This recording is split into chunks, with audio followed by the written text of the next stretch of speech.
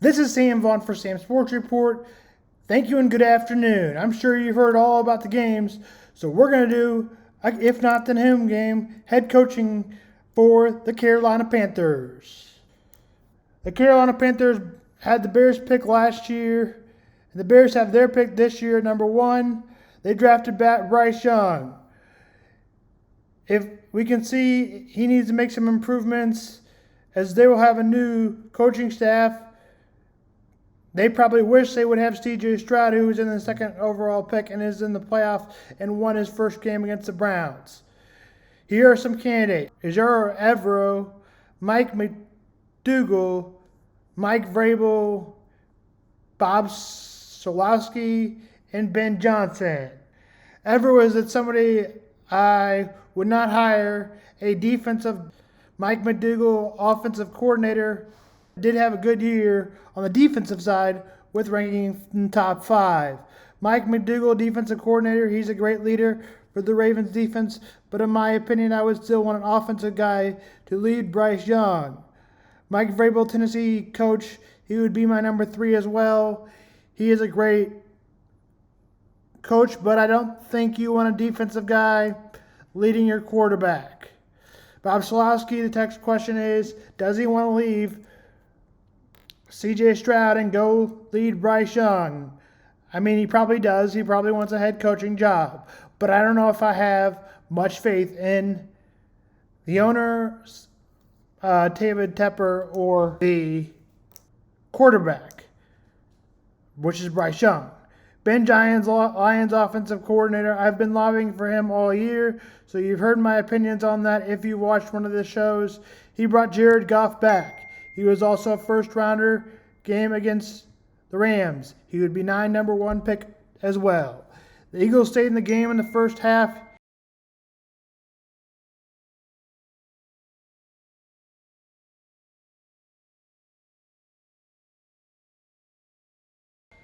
Even though it should have been a blowout, the Buccaneers dropped some balls in the first half.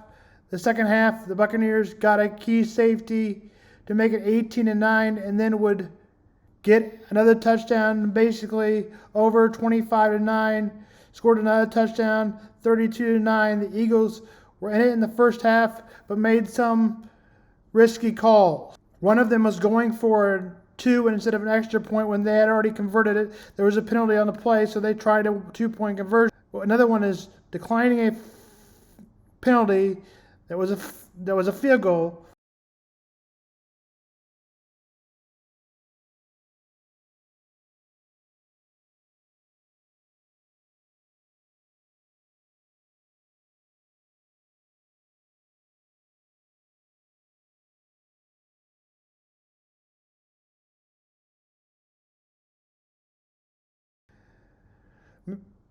They have made some mistakes. Nick Sirianni has, and is probably on the hot seat. Anyways, let's get back to a player that tired, Jason Kelce, and maybe the best brother combo of them all, Kelce and Travis. Now that we talk about Nick Sirianni on the hot seat with his performance, what do the Eagles do? I kind of disagree that they should fire him, but this is Philadelphia. And the last coach, Doug Peterson, who was a good coach and 2 years removed from a Super Bowl, and now the Jaguars head coach who brought them to a playoffs after they were so bad. I mean, the Jaguars faltered to the end, but I still think Doug Peterson would have been a solid coach, and they probably should have kept him.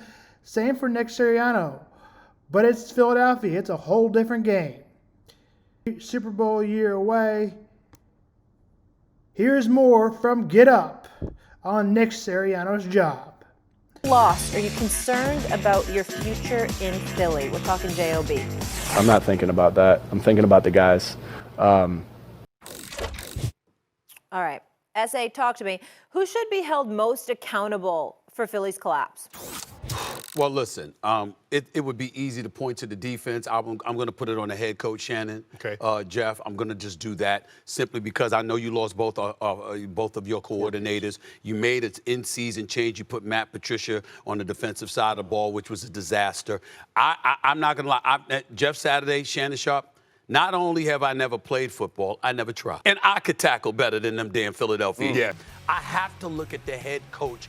Ultimately, of course, you can look at Howie Roseman as well, because what kind of personnel did you give him? We know they were weak on the backside of the defensively, but in the end, it comes down to Sirianni right now, and I think this man is in trouble because of it, guys.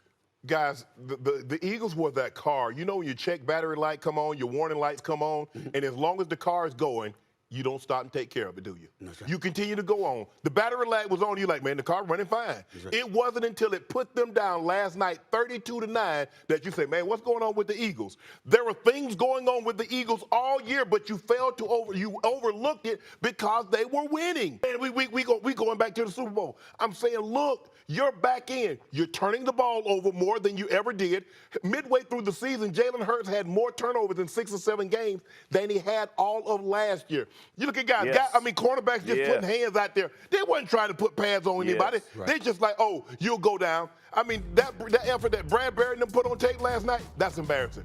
That's the kind of effort that'll get you up out of Philly. That's right. That's the kind of effort that'll get you up, that will have you looking for having you being a free agent when it's really not your turn. So they gave up on the coach. They gave up.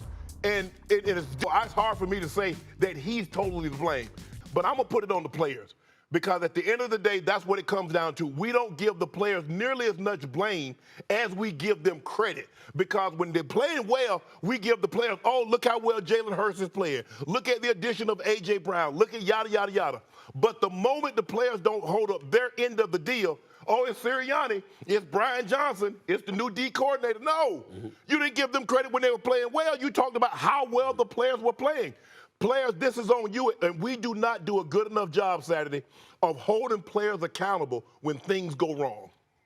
Yeah, listen, I love what both of y'all said. I mean, I'm going to go even higher. I'm going to start with Roseman and bring it on down, right? Like when you think about what they had at the linebacker position, what they had at defensive backfield, at the safety position in particular. To your point, Shannon, and you said it, I'll give you full credit. Listen, there's things you're accepting that you wouldn't accept. And you saw teams attacking that portion of your team repeatedly and decided we're not going to make a change or we're not going to do something different. Then midway through, you make a change in defensive coordinator, put Sean Desai up in the box. You know, now Matt Patricia's the guy, and all of a sudden we're going to try to relearn whatever we're going to be on defense midway through the season, which is always a disaster. But I'll say this. I think there's equal blame to go around all the way. And it goes to Sirianni as well, to your point, because you can't go over on third down, especially an offensive head coach like he is. But, man, like where was your identity? Early 7-0. Dalton and Kincaid, 24-9 yards, 14-0. Then it was 21-0 on a great breaking tackles by the quarterback, Josh Allen, one of the best runs I've ever seen. 21-0.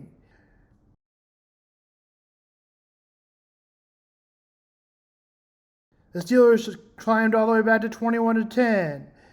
Field goal for Buffalo made it 24-10.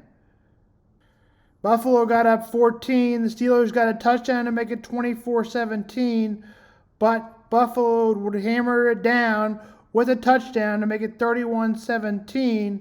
A 3rd and 11 converted on a 24-yard key play on that drive was play that may have put the ball game over. They still got down the field and scored a touchdown, which made it totally over. Now on to college basketball. Kansas will play number 3 Oklahoma State, who has not fared well so far this season. 8-8 in the last 2 games. They got beat 90-73 and 66-42.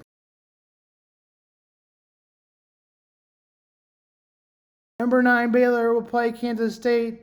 Kansas State is 12-4 and 2-1 in conference play. They are favored by 1.5, but Baylor is number 9. Game time is at 8. Give me Baylor 75-70.